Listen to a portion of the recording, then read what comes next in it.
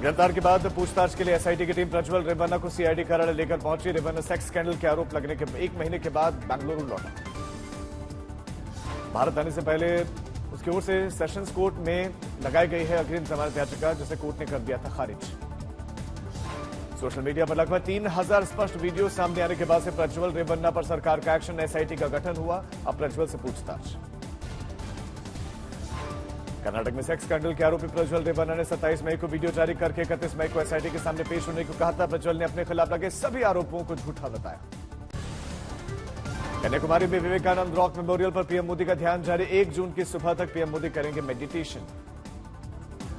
Vivekananda rock memorial में PM Modi कल शाम को करीब 6:45 से उन्होंने किया ध्यान शुरू। विवेकानंद की शिला पर बैठकर ही पीएम मोदी ने ध्यान लगाया।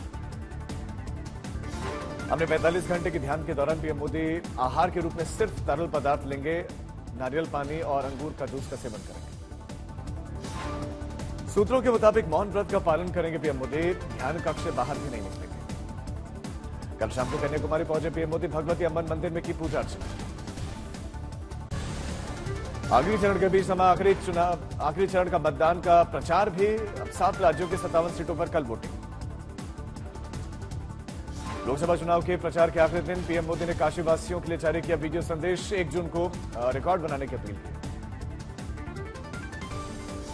काशी के लाखों लोगों के मोतियाबिंद के इलाज हो, पर्यटन विकास से शहर में बढ़त रोजगार हो, हर योजना से, हर अभियान से काशी के युवा पीढ़ी के, महिलाओं के, किसान के नई शक्ति मिलत हो। लोकसभा चुनाव प्रचार के आखिरी दिन गृह मंत्री अमित शाह ने काशी विश्वनाथ मंदिर में की पूजा, श्रद्धालुओं से मुलाकात की।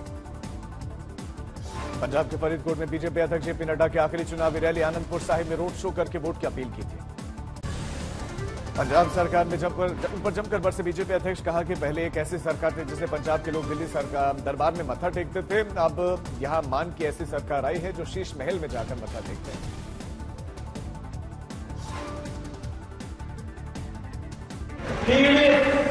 मोदी जी के नेतृत्व में गांव, गरीब, वंचित, पीड़ित, शोषित, दलित, युवा, किसान, महिला, अगर इनको किसी ने ताकत दी है तो वो मोदी जी के कार्यक्रमों ने और मोदी जी की नीतियों में ताकत। प्रियंका गांधी ने कार्यकर्ताओं तक ट्वीट करके पहुंचाया राहुल गांधी का संदेश लिखा। पोलिंग बूथ पर और स्ट्रांग रूम्स पर नजर बनाए रखें, इंडिया जीतने जा रहा है। खड़गे का बयान। पीएम मोदी ने रैलियों में 421 बार मंदिर, मस्जिद और अलगाव पैदा करने वाले मुद्दों का किया जिक्र। भीषण गर्मी के साथ दिल्ली में जल संकट को लेकर गरमाई सियासत। आप नेता आतिशी ने दिल्ली में जल संकट के लिए हरियाणा को ठहराया जिम्मेदार। बीजेपी का कहना है कि भ्रष्टाचार के कारण जल संकट पैदा हुआ है। बीजेपी नेता बांसुरी स्वराज का आप पर हमला, बोले कि टैंकर माफिया को बढ़ावा देने के लिए आप सरकार ने ऐसा किया।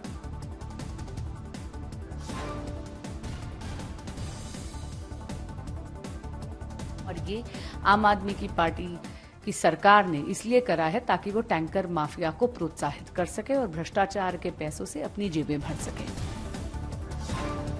केजरीवाल की अंतरिम जमानत याचिका पर राउज एवेन्यू कोर्ट 1 जून को करेगा सुनवाई। रेगुलर बेल याचिका पर भी 7 जून को सुनवाई। पुणे पहुंचे केस में नाबालिग आरोपी की मां की तलाश अब तेज। बेटे के बदले अपना ब्लड सैंपल देने का आरोप है।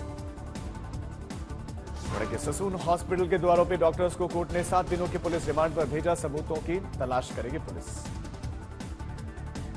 महाराष्ट्र के राज्यपाल ने की देश भर में स्कूलों में एनसीसी लागू करने की वकालत। बोले कि अगर पुणे में नाबालिग को एनसीसी की ट्रेनिंग दी जाती तो फिर हादसा नहीं होता। आखिरी दिन कंगना रनौत के लिए चुनाव प्रचार करने के लिए पहुंचे केंद्रीय मंत्री नितिन गडकरी। हिमाचल के पूर्व सीएम जयराम ठाकुर भी पहुंचे। संभाजीनगर में नागपुर जाने वाली सड़क पर गांव वालों ने लगाया जाम। बिजली विभाग के रवैये को लेकर नाराजगी जताई। असम की बारा घाटी में बाढ़ की स्थिति। नदियों के जलस्तर में बढ़ोतरी से बिगड़े हालात। सड़क पर भी बह रहा पानी। गुवाहाटी में भारी बारिश के चलते बाढ़, कई गांवों में घुसा बारिश का पानी। मणिपुर में लगातार बारिश के चलते बाढ़ जैसे हालात। राजधानी इंफाल में कई जगहों पर भरा पानी। नेपाल के मदर टेरेसा होम में घुसा बारिश का पानी। असम राइफल्स ने 42 मरीजों को होम निकाला। उत्तरकाशी के बरकोट में पारा चढ़ने के चलते पानी की कमी शुरू। सरकारी टैंकर्स ही एकमात्र आसरा। लोगों ने तिलाड़ी शहीद स्थल पर जाकर प्रदर्शन किया। हिमाचल में हीट वेव ने तोड़े तापमान के सारे रिकॉर्ड। शिमला में 30.6 डिग्री रहा तापमान, ऊना में 46 डिग्री के पार। नैनीताल में बदला मौसम का मिजाज। बर्फबारी के कारण तापमान में अब निचले इलाकों में गिरावट आई।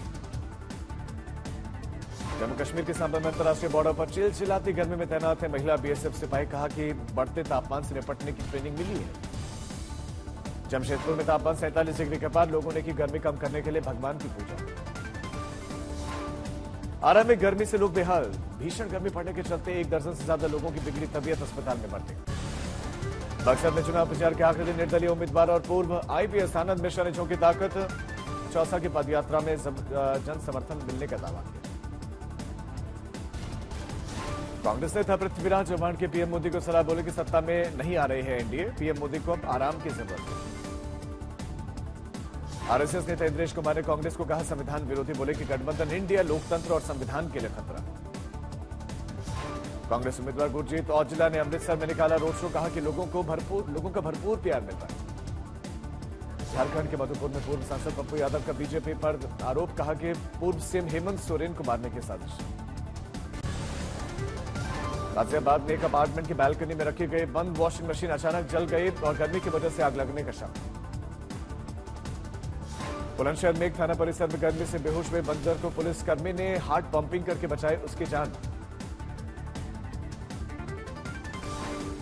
भीषण गर्मी के कारण श्री राम जन्मभूमि अयोध्या में पुष्प आरती हो रही है। पुष्प आरती की तस्वीरें भी सामने आई।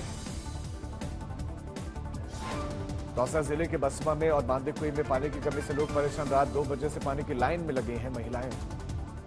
महाराष्ट्र के नांदेड़ जिले में तहसील में सूखे की समस्याएं हैं बहुत जगहों पर और पशुओं के चारे पानी की किल्लत से लोग परेशान। बिहार के आरा में हीट वेव का कहर है। चुनावी ड्यूटी में तैनात 5 कर्मचारियों की मौत से हड़कंप। पूरे जिले में 24 घंटे में लगभग 12 लोगों की लू से मौत की आशंका। लखनऊ से कानपुर की ओर जा रहे तेज रफ्तार डंपर की हाईवे किनारे खड़ी जेसीबी से जबरदस्त टक्कर। हादसे में 1 की मौत, 3 घायल।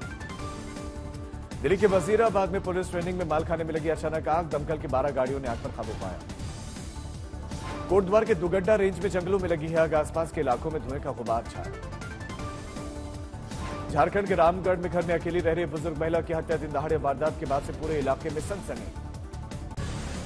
जम्मू कश्मीर के अखनूर में हुआ भयानक हादसा। खाई में गिरी पर्यटकों से भरी हुई बस। गुरुग्राम के मानेसर में कपड़ा फैक्ट्री में लगी भीषण आग। पूरी फैक्ट्री आग की चपेट में। आग की सूचना पर दमकल की 27 गाड़ियां पहुंची। आग पर काबू पाने का काम जारी। आग लगने के चलते लाखों का नुकसान, किसी के घायल होने की खबर नहीं। मेरठ में पति ने पत्नी की हत्या कर दी। पुलिस ने आरोपी को हिरासत में लिया।